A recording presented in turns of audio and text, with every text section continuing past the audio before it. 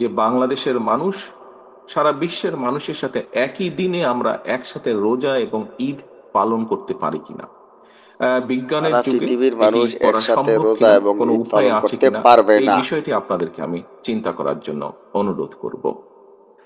যারা একদিনে রোজা ও ঈদ করার পক্ষে, পৃথিবীর এক জায়গায় চাঁদ উঠলে সব জায়গায় রোজা রাখবে, ঈদ করবে, তাদের সবচেয়ে বড় ভণ্ডামিটা এখানেই, তারা বাকি ব্যাখ্যাটা দেয় না পদ্ধতি কি। ইরাকে চাঁদ উঠছে আর আমরা তা দেখে রোজা, এটা নিয়ে আমাদের দেশে ফেতনা খুব বেশি। এটাকে ফেকা ফতোয়া বলা হয় এতেবারুল মাতালে।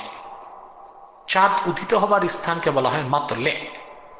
আমরা ভুল বলি মাতলা, আসলে আল্লাহ কোরআনের শব্দটা বলেছেন মাতলে, এবং ফতুয়া স্বামীতে এসছে বিকাসরিল নাম মাতলে, এর বহুবচন মাতালে। চার মাযহাবের ইমামদের মধ্যে এ ব্যাপারে সূক্ষ্মাতি সূক্ষ্ম ব্যাখ্যা হয়েছে। কেউ কেউ বলেছেন লা তুতাবারুল মাতালে, চাঁদ উদিত হবার স্থানের ভিন্নতা ধর্তব্য নয়, অর্থাৎ পৃথিবীর কোন এক দেশে চাঁদ উঠলে সব দেশের লোক রোজা রাখতে পারবে, ঈদ করতে পারবে।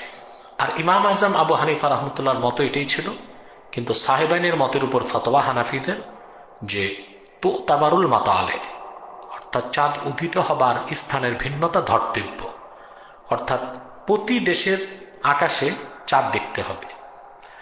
তো সাহেবানের মতের পক্ষে রসুল্লাহর হাদিস পাওয়া যায়। আল্লাহ রসুল সাল্লাল্লাহু আলাইহি ওয়াসাল্লাম বলেছেন সুমু লিরুয়াতিহি ওয়া আফতিরু লিরুয়াতিহি, তোমরা চাঁদ দেখে রোজা রাখো, তোমরা চাঁদ দেখে রোজা ভঙ্গ করো।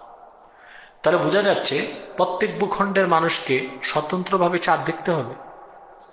দুই, তর্কের খাতিরে মেনে নিলাম তাদের ফতোয়া যে যারা বলেছেন ফকিহ বা মুজতাহিদগণ যে মাতালের এতেবার করা হবে না, অর্থাৎ চাঁদ উদিত হবার ভিন্নতা ধর্তব্য নয়, কোনো এক জায়গায় চাঁদ উঠলেই অন্য জায়গার লোক রোজা রাখতে পারবে, ঈদ করতে পারবে। এখন প্রশ্ন হলো, চাঁদ উঠেছে ইরাকে, বাংলাদেশের লোক তো দেখে নেই, তারা কিভাবে রোজা রাখবে?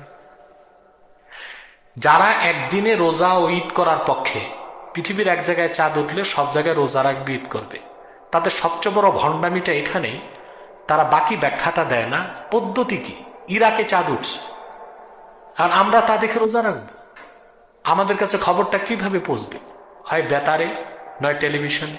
এই একটাও শরীয়তে সাক্ষী বলে গণ্য হবে না। শরীয়তের সাক্ষী হলো অন্তত দুইজন শাহেদাইন আদেলাইন মুসলিমাইন, দুইজন মুসলমান ন্যায়পরায়ণ সাক্ষী ইরাকের ভূখণ্ডে স্বচক্ষে চাঁদ দেখে, তারা যদি রকেটের সাহায্যে বাংলাদেশে এসে আমাদের সাক্ষী দেয় যে আমরা দুইজন ইরাকে চাঁদ দেখে এসেছি, ওই সাক্ষীর ভিত্তিতে ইরাকে চাঁদ দেখলে বাংলাদেশে আমরা একদিনে রোজা রাখতে পারবো, ঈদ করতে পারবো। তা কি আদৌ সম্ভব? যদি তা আদৌ সম্ভব না হয়, তাহলে অবশ্যই সাহেবানের ফতোয়াতে আমল করতে হবে। আমাদের দেশে চাঁদ দেখে আমরা রোজা রাখবো, আমাদের দেশে চাঁদ দেখে আমরা ঈদ করব।